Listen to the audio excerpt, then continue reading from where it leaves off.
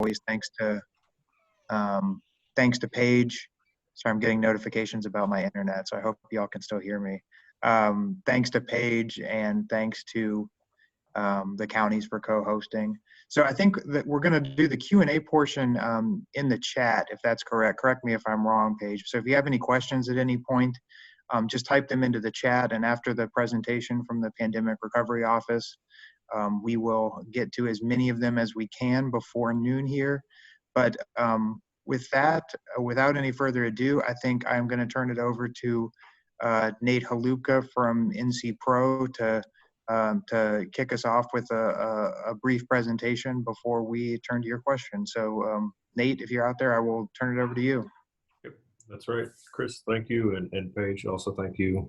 Again, can't say too much about all the help that we're getting, or can't say enough about all the help that we're getting from the Association of County Commissioners and the League. We really appreciate both of the assistance that you're helping to help us get the word out. So like they were both saying, I'm Nate Halupka. I'm one of the policy analysts within NCPRO. I'm joined also by other members, both in the policy side of the house and auditing from NCPRO today. And like they were saying, we're going to go through a couple brief updates about recent guidance that's come out, some FAQs, and as well as just in light of the upcoming next reporting date of September the 20th, we wanted to make sure that we gave a little bit of background about that and had some time to answer any questions that were coming up. So just be in mind that we are recording this session. NCPRO is in the process of updating the FAQs. We anticipate those should be up online. We're aiming by the end of today. It'll be the end of tomorrow at the latest. But just to move on. So to start with, we want to go through the House bill now, which is now Session Law 2020-97, recently was passed by the General Assembly, and the governor has signed it. And that really appropriated the rest of the remaining Corona relief funds. We are anticipating that not really much else is going to happen since the General Assembly is adjourned until January. And the core takeaway here is that Session Law 2020-97, by and large across the state for counties and municipalities, didn't really have a whole lot of change between what was already put out in 2020-80. So like I said, the core thing to take away is we're more or less proceeding as usual, or as we had with the previous session law that had come out. The U.S. Treasury has provided some updates. We're going to go through just a couple of the high points that were here today. The core underlying thing that came out of this Treasury updates are kind of the reiteration of the underlying that these are not meant to cover, these funds, especially for local governments and state government, are not supposed to cover costs that were already going to be incurred by the local governments. And that's represented by their pointing towards last year's budget and not being able to claim that, but they're really looking to make sure that you're not claiming things that were just kind of on your bucket list to knock out. Rather, they are looking to make sure that the costs that you're incurring are due to the COVID pandemic. So just really want to reiterate that, and then also just make sure that you're really documenting well in great detail how each one of the efforts that you're claiming are directed towards COVID mitigation. So a good thing that we've seen, we had previous questions that came up about 911 call center staff. There is some recent, the Treasury guidance gave us a little bit more information as to the specificity of which public safety and public health officers are presumed to be dedicated. And they included in those the dispatchers and the personnel that cover that. So whereas the NCPRO, we previously cautioned against 911 call center staff, they are in the recent guidance explicitly called out as eligible. So that is one substantial change that we've seen. To move on, the other thing, we've also seen quite a few questions that have come up about hazard pay and overtime. This specific change, it's still certainly covered for those that are substantially dedicated.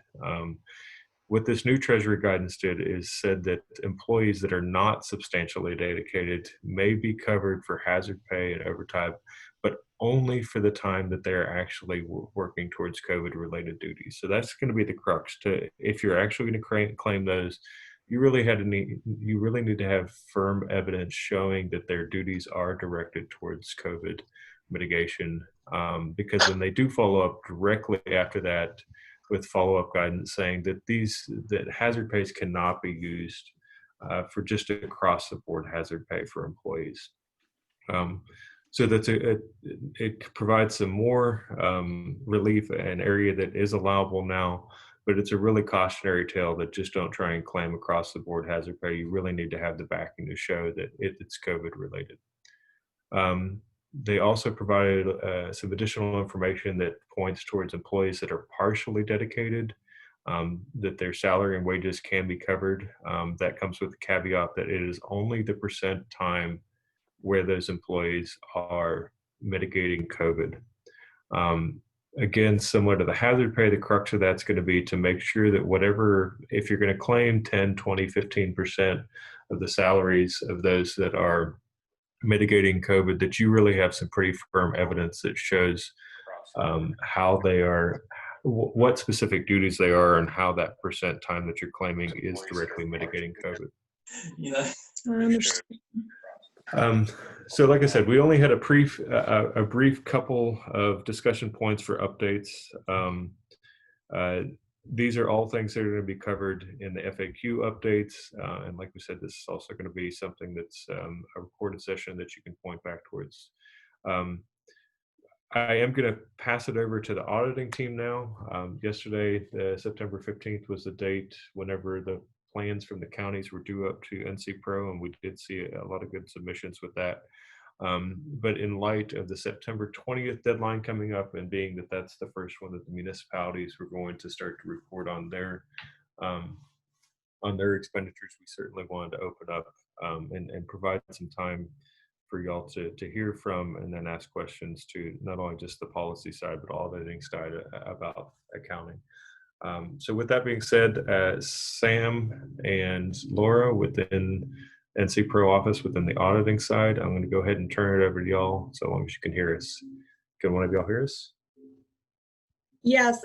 Nate, since you were the one that educated the municipalities and the counties as to how you wanted the documents uploaded, it would probably be best to stick with continuity and have you explain this slide, and then we can work on what is supposed to be done as far as the reporting requirements.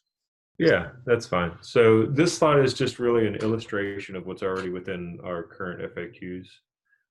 So the idea starts that both the county and the municipality need to be preparing their C1 and C2 forms. The municipalities, then, as you've seen from the green side, so the important thing is that the C1 and C2 also have all your supporting documents. Really, the more information that you can show to support your evidence that your efforts are supporting COVID mitigation, the better it helps you whenever auditing comes through. We are seeing that it's not just a spot audit, but it's also going to be 100% audit. So assume that somebody is going to be looking at your books until you hear otherwise. So after you prepare that C1 and C2, especially if you're in a municipality, you're going to forward that up to the county. And then counties, you're going to compile that information and then forward it up to NCPRO. The one thing that I want to draw out here is that please use the link that was provided to each one of you, the counties that I'm speaking to the counties right now. Please use the link that was provided by NCPRO as your secure way of uploading those. We'd ask that you don't send it up just through NCPRO email. And that's just to make sure that all the information gets exactly where it's supposed to be, and is done so within in a really safe and secure way. So the next thing, and then this will be the final slide before we pass it over to auditing, is what we are seeing is that from time to time, the counties make sure that those reports that are sent up are following the naming convention of the files that go through. This is really important. If we just have one PDF that's sent up with 5, 10, 15 different municipalities' names, but none of them have the naming conventions, then we're not able to easily separate out how those expenditures we're not able to easily see how those expenditures align with each individual municipality. So again, just reiterating something that's already been within the FAQs, just make sure that you use the naming conventions that we have, and then send those up through the link that you've been provided as the separate documents, rather than just compiling everything into one document. So with that being said, now I'll go ahead and if there's anything to clarify or add, Sam or Laura, then I think this would be a good time. If you don't have anything to add, then I think we'll move on to the Q&A session. No, we can move on to the Q&A because I'm already seeing some coming up. Okay. All right. So Paige and Chris, unless y'all have anything to clarify, or other NCPRO staff members, I think we're at the intent of the broader part of this call, which is to see what questions there are and do our best to answer them. Yeah, thank you, Nate. Thank you, Sam. I don't believe, Paige, correct me if I'm wrong, I don't believe we have any additional thing from us in the counties at this point.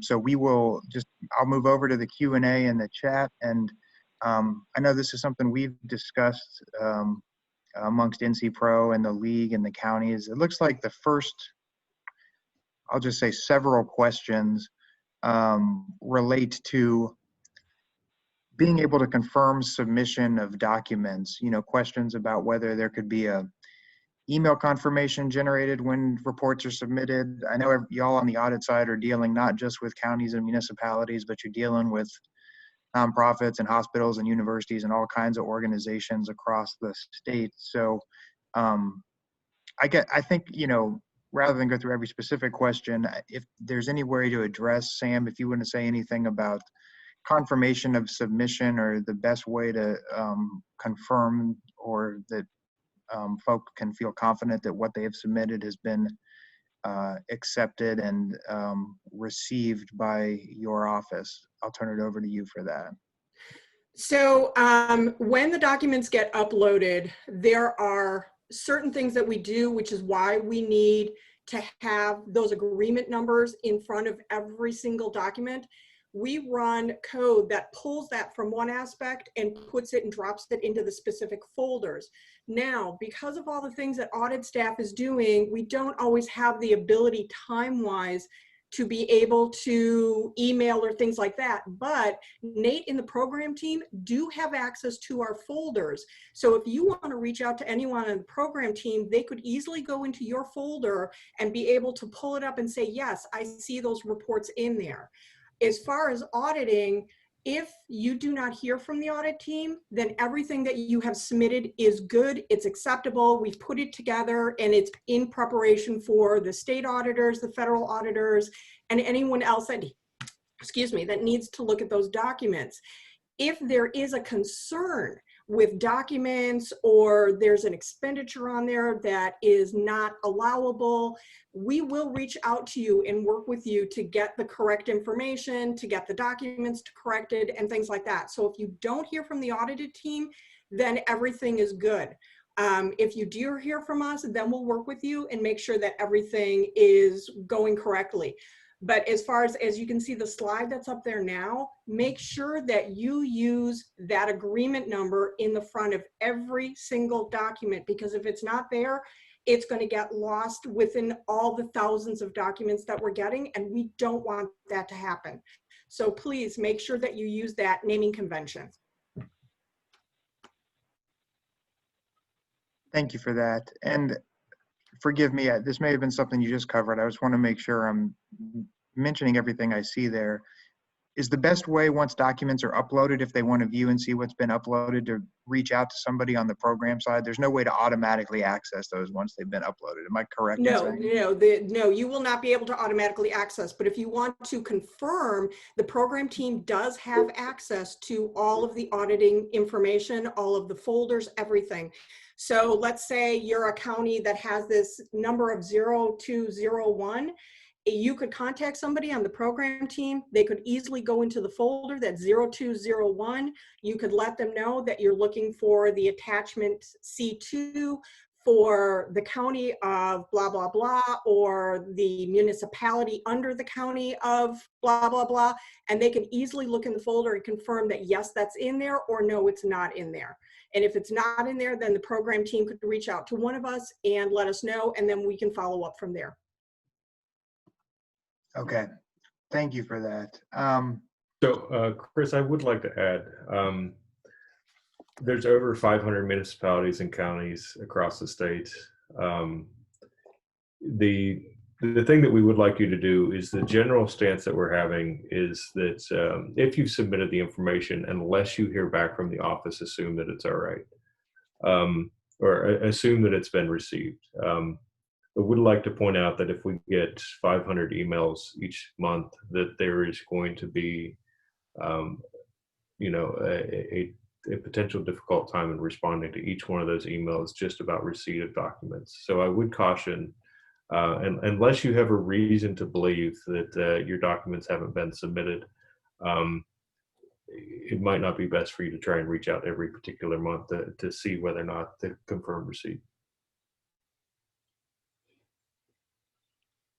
Okay, thank you for that, Nate. I'm trying to go chronologically here as much as possible.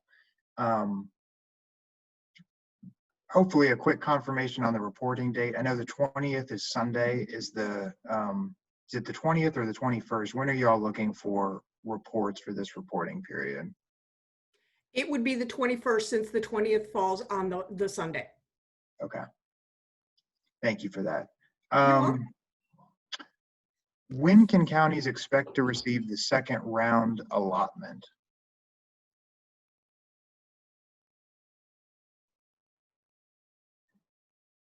Those funds have already gone out. If you have a question about whether or not you've actually received them, that would be a good question to actually reach out to. Those had gone out roughly at the last presentation that we had, which nearly a month ago.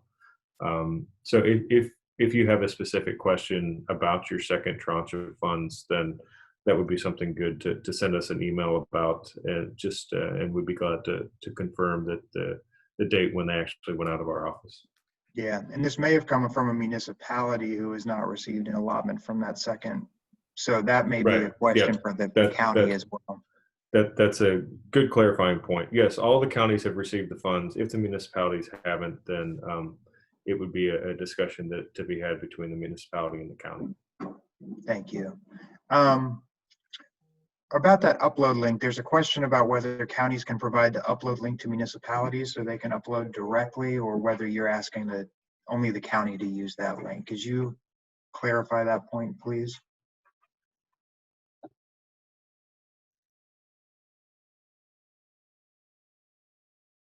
So audit and correct me if I'm wrong, but my understanding is that each one of the counties has their own specific link, and then that link is ascribed to the individual within the county that is noted as the contact. We would encourage that the funds that the information flow up through the county, and that the county be the entity that uploads, and that way we can ensure that there's continuity, so that the office knows that it's working with just 100 contacts across the state, rather than essentially creating potentially 500 plus contacts across the state. So just the county should be submitting the documents through the link, not the municipalities using the link. Thank you, Nate. Question here about performance metrics. Do you all have any examples of performance metrics for counties or sub-grantees that could potentially be used in the reporting process? Yes, we do. So I have two examples here that could possibly be used for municipalities, for the counties, and those are pertaining to retention and also pertaining to infection control. So for example, for the retention, we have the goal in this case would be prevent employees furlough and reduce North Carolina's unemployment rate. Then for this one, the metric will be the number of employee salaries that were covered by the CRF because of the employees were repurposed to COVID-related efforts. So that's an example for retention of employees. For example, for the quality of infection, we could say for the goal, to provide first line of support and protection related to infection control timely to frontline workers. So for example, on that one, the metric would be the number of frontline workers receiving new PPEs versus reused or substitute PPEs since deploying CRF grant funds. So at least for right now, those two will be the ones falling under the counties and municipalities. Okay. Thank you for that, Laura. That's helpful.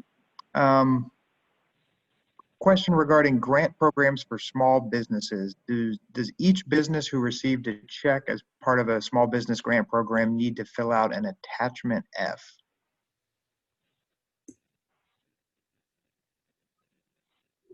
That's one we need to handle offline. We can do that as well. I don't know if you know regarding small business grant programs specifically. That one we're going to have to look into. Okay. We'll save that one and we will touch base afterwards as well. A question about clarifying percentage of employees' salaries.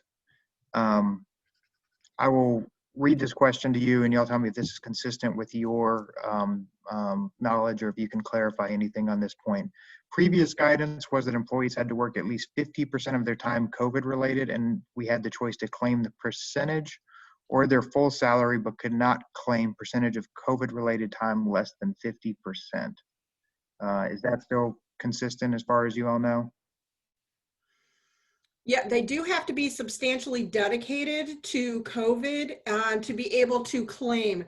When it comes to the documentation and everything, what we're asking for is, instead of a percentage, we need to see the exact hours. So we need to see the payroll reports, timesheets, anything where all of this is documented, so we can see, was it substantially dedicated? Is it an employee that can be paid under the coronavirus relief funds? So instead of if it's over the 50%, we need to see the documentation of all the hours. Hi, this is Rachel with NCPRO as well. I would just jump in and add that the U.S. Treasury guidance has actually changed. So local governments are able to reimburse at like a prorated rate the salaries of non-substantially dedicated employees. So that is new. And the reporting requirements that Samantha just mentioned uphold are the same for those employees as well, but you can now prorate for non-substantially dedicated employees as long as those hours were related to COVID. So you would need to provide that documentation. Thank you for that, Rachel. And I see where Paige in the chat has linked to the latest guidance from the Treasury Department. So please check that out as well. That's the latest in their evolving series of guidance that they've issued.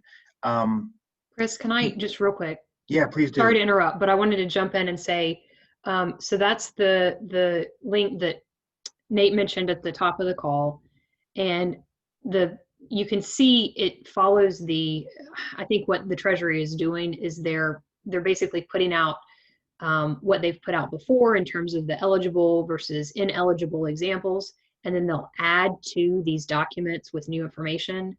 And so on that link, if you scroll to the second half of the document, I think it starts at like page 5 and after, it has a lot of fleshing out of what these questions have just been. So if you're, I guess, not considered substantially dedicated, so meaning 50% or more of your time is not in COVID response, then how can you prorate? And it explains the rationale behind that. And then there's also some good paragraphs in there providing more details around what's a public safety employee. So as Nate mentioned, dispatchers are now specifically identified, correctional officers are now identified. So it's a short supplemental guidance, so I think it might be worth looking at. So I just wanted to mention that, Chris. Thanks. Yeah, thank you, Paige. I'll take this latest question because it's related to this topic. Since that guidance has changed, are counties able to go back and claim the less than 50% people back through March? And would that be claimed on a future report or amended amending a previous report. Are there any thoughts on whether that can be done going back to March now that the guidance has changed? Yes, you can go back because the grant dates back to March, but you need to make sure that, number one, we have all the documentation to show it. When you upload the C1s and C2s, make sure at the end, if it's for July, which is the period of March through June, make sure you write amended at the end of that so we know it's a amended report.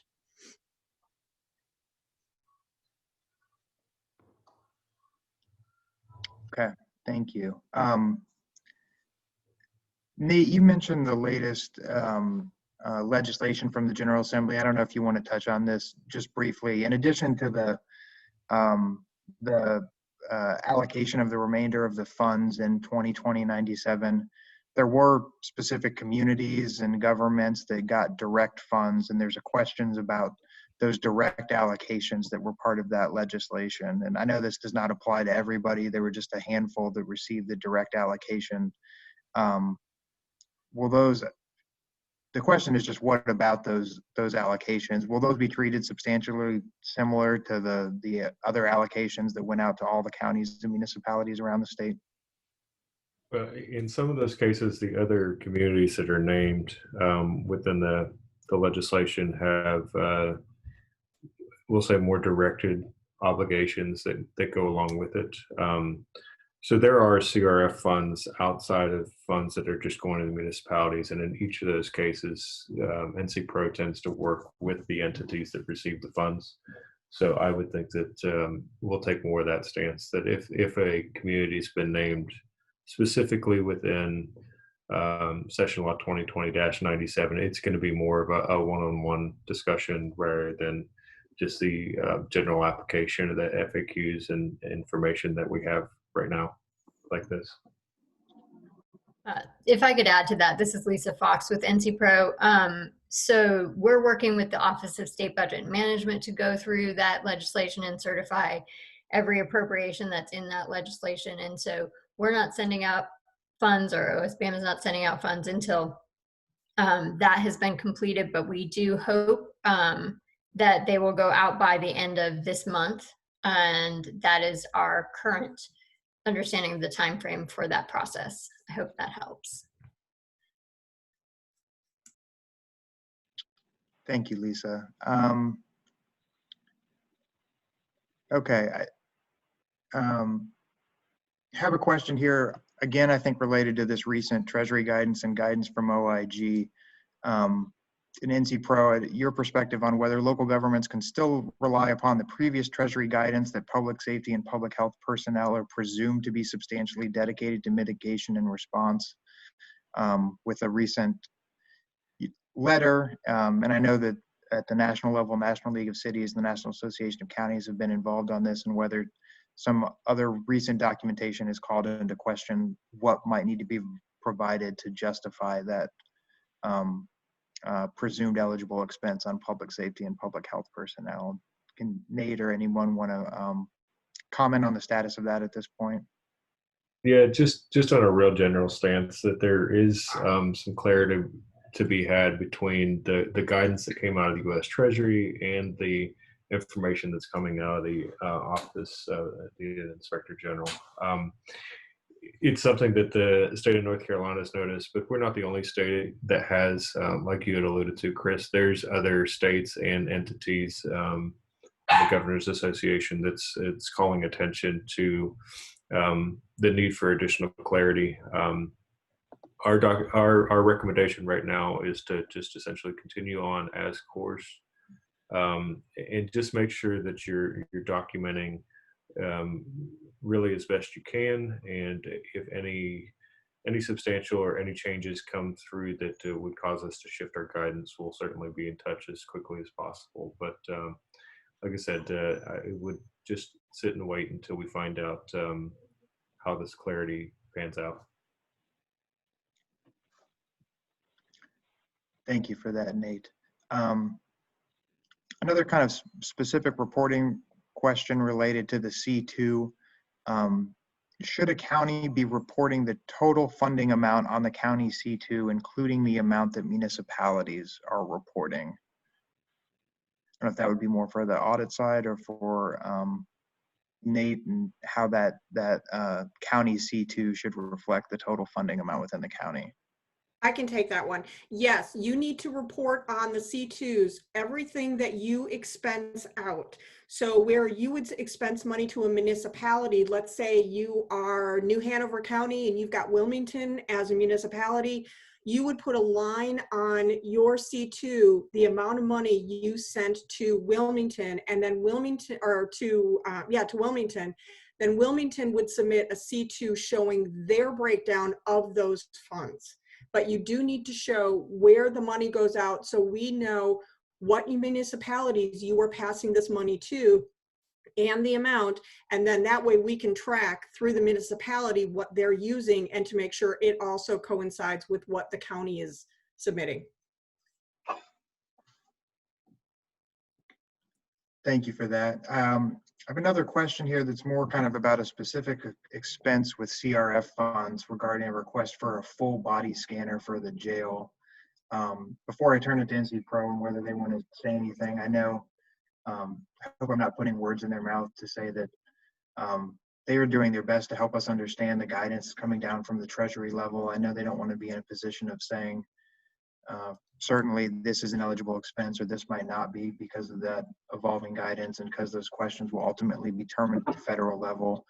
Nate, is there anything more to say about specific expenses other than what's up on the slide right now, and that they, at least as the guidance states now, they need to, any expenses need to be intended to cover extraordinary costs due to the pandemic, and not kind of the bucket list items that you referred to earlier? Yeah, Chris, I think that's a good point. The Treasury guidance doesn't cover every individual situation, but it does point towards, it really needs to be COVID specific that's going on. So start with that as your primary question, that this is needed first for COVID mitigation rather than the flip side. And that's not to say that this is the case, that, hey, we've wanted to get this, is this possibly COVID? If you approach it from that standpoint, I think you run additional risk of being flagged in an audit.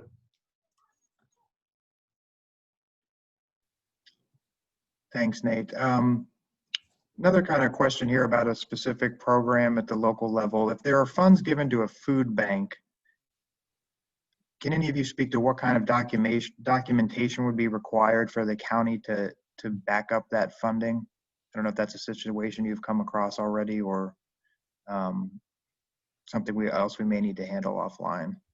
No, actually, I can take that one because I am working with an agency on that specific thing. So what we need to know is on the C2s, what amount of money went to the food bank, who the food bank is. We need to know, we need invoicing documentation from the food bank that it was received. And then when it comes to the metrics on what the food bank is done with it, it's going to be timely access to food is going to be the necessity. Your goal is going to be ensure North Carolinians adversely impacted by COVID-19 have access to food in a timely manner. And your metrics is going to be the number of people receiving the food since deployment of the CRF funds. So some of the things that some of the places that are doing that are working with food banks is they're documenting the amount of food that they're getting pound-wise, how many meals that's turned into, who has received the meal socioeconomic-wise, and the different things that they've been able to accomplish with all the different types of foods. So they might have a certain percentage or certain pounds of fresh vegetables, fresh fruits, grains, things like that. So anything that you can give us as to what you did with the food and how you were successful will help. The other thing you need to keep in mind is if you're passing this to the food bank, to a different food bank, and it is over $50,000, they need to be registered on sam.gov because that will be considered a direct payment and it will need to be documented for recording purposes per the Treasury.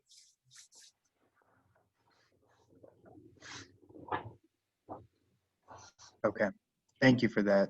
That's very helpful. The next question here again, can employees that had to be out of work due to not having childcare during the pandemic be used as an expense on the report? Is that a qualifying expense? That we will have to look into. I don't know if there's any further clarification to the question or anything you wanted to add. I don't know if this is related to the, I know there was family leave in an earlier, prior to the CARES Act. The terminology is escaping me now. Paige may remember it, but we can look into that and get back to you, certainly. Paige, did you want to add anything? I'm just, yeah, it seems so forever ago. It was the FCRA, and I remember reading as an eligible expense that I do believe that paid leave under FCRA was an eligible use of CRF, but now I'm thinking that there's a wrinkle in terms of the school or the child care or I think the facility where the child was had to have been closed. So I think that there was some additional criteria. I'm sorry, I don't mean to be unclear, but I think that it's like a multi-layered thing. So let me see if I can find who asked that question and see if we can follow up, because I think it depends on a couple of different qualifying requirements before it can be eligible. Yeah, that's great. Thank you. Question here about municipality reporting versus county reporting. For the financial reporting purposes, can a municipality report expenses in a different year than the county? What do you mean by a different year? Yeah, we'd have to have some more clarification on the question. I don't know if it's that this specific report goes back to a previous fiscal year, or if both reports need to cover the same time frame. Do you mean that the county has a different fiscal year than the municipality does? One operates with an ending in July and one ends with October.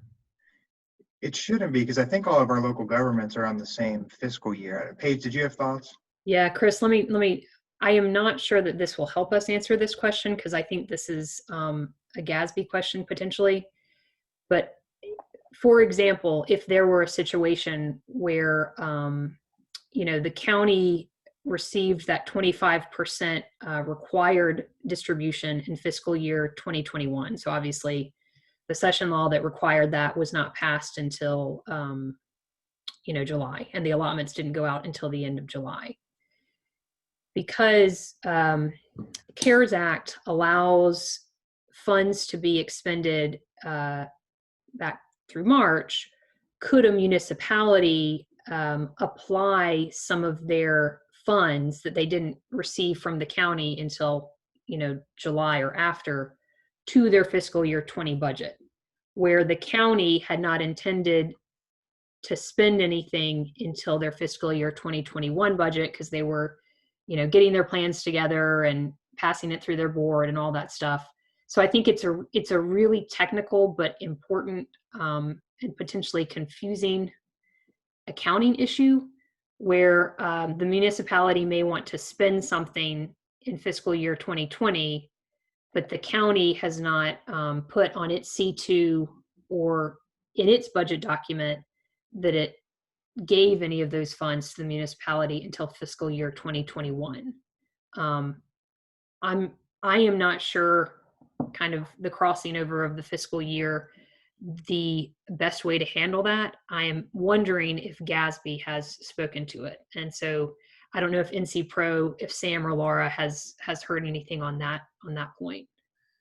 That I have not heard anything on. We've dealt with it as far as the state level goes. We have not really dealt with it on the county and the municipality level as far as the different reporting periods, because where we were reporting was the money that has left the state, not so much we're reporting on the money in the fiscal periods at the county level or the municipality level when it comes to what we're reporting to the Treasury at that period of time. So since the money the second allotment didn't go out until the counties, for the state, it's reported on the 2021 fiscal period. As far as how you handle it in the municipalities, you might want to bring in your accounting department as far as how to handle that on your books at that level. As far as the C1s and the C2s, it can be reported on that and sent to NCPRO. Because we're reporting at the county level, and the money that is left the state is what we're reporting to the Treasury. So that would be a good question that you might want to sit and talk with your accounting department to find out how to handle that on your own fiscal reporting, to see, does it align with the state? How do we do that as far as reporting as far as books that are possibly already closed? Yeah, that's definitely the issue, because all of these local units will have closed out their fiscal year 2020 budget. So Chris, I think that this is something for us to potentially ask the SLGFD about. And I had it on my list, so I think that it just is a really technical issue we're going to have to get follow up on. Yeah, because there is a way to do it, but you want to make sure that you've got the accounting departments of the counties and the municipalities involved in that, because it is actually their books that you're reporting on. So we don't want to give information when they are not books that we are reporting on how to go about doing things. So they're going to want to involve their own accounting departments to see, do we want to go back and redo that accounting as far as those periods that have already been closed? Or they need to find out how to handle that at those levels. And some suggestions in the comments in the chat as well to be talking with your auditor about it as well, in addition to your accounting department, that your auditors may have some advice on how to best handle that too. But Paige and I can certainly follow up with the folks at the Treasurer's office to see if there's any kind of standard guidance that they have issued on that point. Question from a municipality that had submitted reports themselves in July and August and now needs to amend those reports.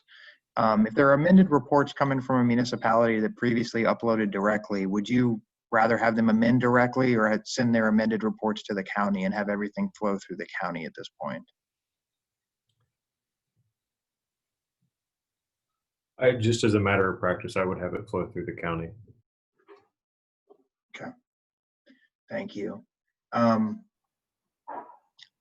Sam or Laura, there's a question here about somebody submitted at 11:37 a.m. I don't know if y'all can see the chat and see the sample amended file name. I don't want to try to read out the file name and ask whether it's correct. You can either confirm in the chat or maybe confirm in a moment of whether that's the right naming convention for that amended file. There was another question about SAM registration. Samantha, you mentioned the registration at sam.gov for vendors. Should those vendors be providing, or the counties or the municipalities, with the information on that registration? Yes, because then the counties and the municipalities need to get that information to us, because we need to have the DUNS number and all of the business entity, whoever's information, for when we report it to the Treasury. Thank you. There's a question here that I may try to field, at least to start out with, but I would be grateful if Paige or anybody from NCPRO, I don't know what they might want to add to whatever I might be about to say. The question is whether there's any likelihood of the federal government extending the December 30th deadline for expenditures. I don't know that anybody, including the people involved directly, know what is going to happen on a congressional level with any future legislation or future aid. I know it's been a point of discussion in national politics. We were on a call with staff from the North Carolina Senator's office, Senator Tillis and Senator Burr, this week, talking about this very issue, about whether there is going to be additional legislation, whether there's going to be additional aid. It does not appear that there's a lot of negotiation going on at this time. So this is a long way of saying that I don't know what the likelihood is of this happening. I know there has been a lot of talk, and it's been in different legislative proposals about providing additional time for expenditures beyond December of this year. Some people seem to be speculating that if there's any action, it's going to take place after the legislation, so we might not know until the last minute whether there's any changes. You know, I think unfortunately the best thing we can say right now is we need to be operating as if December 30th is that deadline, and operating under the existing guidance and the existing guidelines. And if there's any action on the federal level or proposals for compromise or legislation, I know the league and the counties are staying on top of it, and we'll get the word out as soon as possible. But that's about the best I can say at this point. The conversations are continuing, but I don't see anything as imminent necessarily, but that could change at the drop of a hat. Does anyone want to contradict me or add anything that they may know, that any insight that they have that I don't? No, I think, Chris, everything that I'm seeing points to your description being accurate. Okay, thank you.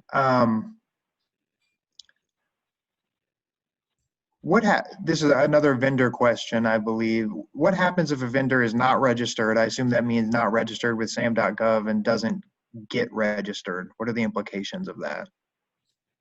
It makes it more difficult to trace the vendor, and there's a lot more information that needs to be uploaded into the treasuries, as far as everything with the vendor, the name, the address, all the information. So it makes it more difficult to be able to track and trace, because the treasury wants to be able to trace where all these funds go. If they're registered in sam.gov, it makes it a lot easier for them to track. 50,000 went to vendor XYZ, 100,000 went to vendor or municipality ABC. If they're not registered, then there's all this other information that needs to be put in. NCPRO is then going to have to create numbers for it, and it makes it more difficult for the U.S. Treasury to track them. Hey, Sam, this is Paige. Can I ask a quick question?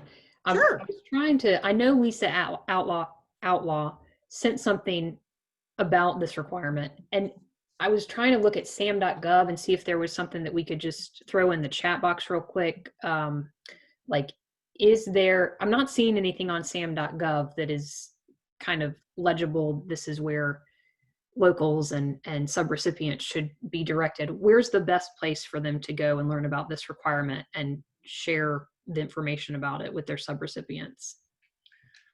That is a good question. Can I get back to you on that? Because I have a lot of documents open and trying to find the one that it's in.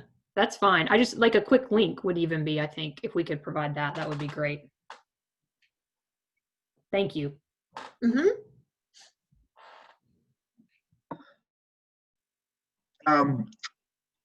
The only other one I'm seeing out there, and again, this may be an individual case, I don't know how widespread this is. If there is a municipality that has not received its CRF allotment from the county yet for any reason, are they still under the September 20th reporting requirement? If a municipality if for whatever reason a municipality has not received funds, do they still need to submit a report coming up on the 20th or 21st? Yes, they do need to submit a report, and what they would do is on the C2, they would put in there stating that they had not received any of the funds, they had not spent any of the funds. Okay, thank you, that's helpful. Well, we have just a few minutes left. I think I've got all the questions in the chat. I was trying to follow along as much as possible. If anybody has any last ones, and I see Samantha has put that sam.gov link into the chat. So please check that out as well. I know there was a question about slide availability. I know the meeting is being recorded. We have the slides. I think we can distribute. Is there a plan to NCPRO to have these slides up on the website at some point in the near future? Or the League of the Counties can help distribute them as well? Yeah, we can work with our staff to get them up on the website. Like I said, everything that we're talking about can be found within the FAQs. This is really just an attempt to draw out kind of the highlights of what's been changed. So the slides themselves may actually be a little bit redundant if they're posted. That's something that we'll look at. Okay. But yeah, please do be visiting the NCPRO website. They have all their links to their FAQs and other templates up there. There's a lot of great information there. So be sure to be checking that out. I know I made a note of a few things we're going to follow up with offline, but I don't know that there are any other questions in the chat right now. So Chris, yeah, Laura, go ahead, please. I am getting ready to go ahead and put over there on the chat the samples for the performance metrics, just so that everyone can see it in writing. Okay, thank you for that. I'll just keep rambling for a little while longer until they show up there so people have a chance to copy and paste them. But I do appreciate everybody's time this morning. Certainly all of you for joining us, and all of our municipalities and counties for bearing with the sometimes changing guidance from the federal level and working with this program as it evolves. But we do appreciate all of your questions and all of your time, and please reach out to me directly. I know you can reach out to Paige directly as well. I see those examples of performance metrics in the chat. So if you're interested in those performance metrics, please be sure to check out the chat there. We did have one last question from a municipality about whether municipalities are required to request reimbursement from the counties monthly. I know some counties have allotted money to municipalities directly, others are doing it on a reimbursement basis. From NCPRO's perspective, is there any requirement that that reimbursement be done on any time period, be done monthly, or should it just be done as expenses are incurred? If that's between the municipalities and the counties, then we should leave that between them. Okay, perfect. Yeah, I would concur that Session Law 2020-80 provided some flexibility as to whether or not the funds come out up front or it's reimbursement. So, you know, ultimately it's between the county and the municipality to make sure that the funds are passed in between correctly. Okay, thank you. Well, with that, I'll just say again, thank you to NCPRO and thank you to Paige for co-hosting and providing the technical side of things. Paige, do you have anything final to say before we head out? Just thanks everybody, and just I do know that we are getting into some technical questions, and I know that the folks on this call are very aware of making sure that everything is properly, you know, accounted for, and that, you know, we're working in the correct fiscal year and all of that. So just wanted to clarify again that we will definitely share with you as we receive information on these questions, and it's just that they're very good questions, and we've never confronted them before. So that's just kind of a disclaimer of the nature of your excellent work and your questions, that we'll try to follow up on them. So thanks, NCPRO and Chris. Yeah, and then just in closing, we would not be able to get the information out as quickly or as efficiently as y'all been able to help out with Chris and Paige. So we, again, this goes without saying that we really appreciate you being willing to partner with us. The assistance is it's really helpful for us to be able to work with you to help get this out. All right. Thank you all. Have a great day. And if you need anything, just let any of us know. Thank y'all very much.